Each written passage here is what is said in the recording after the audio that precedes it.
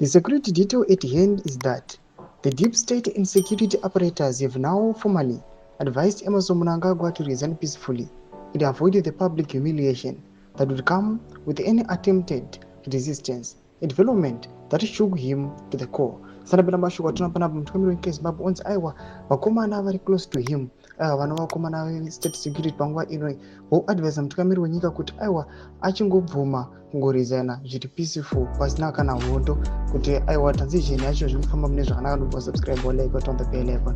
Tipenda pano paInternational Cables Network vanoendera mberi vachiti Mnangagwa since communicated the message to his family and his closest allies who have been the loudest in pushing for constitutional amendment to enable him to be in power up to 2033.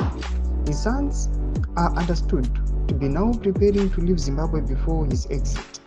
The latest development triggered by pressures by the respected Gaza-led contingent of senior war veterans have rattled the entire dynasty cabal, whose prepaid lapdogs and functionaries have started going quiet, with the reality kicking in and fast. Many ZANU-PF senior members are reported to be now stampeding for accommodation in the Chwenga faction. Led by Gaza, war veterans and deep state power brokers are now waiting for feedback on when Mnangagwa will be tendering his resignation.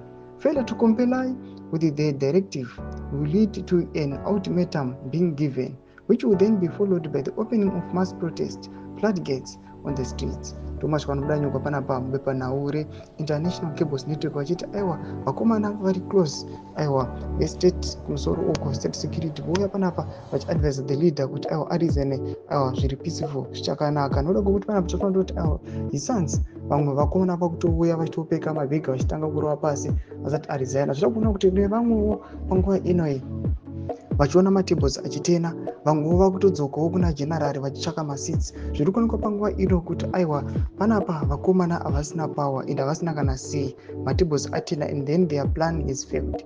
Tudze mafunguro enyu moti kudii pamusoro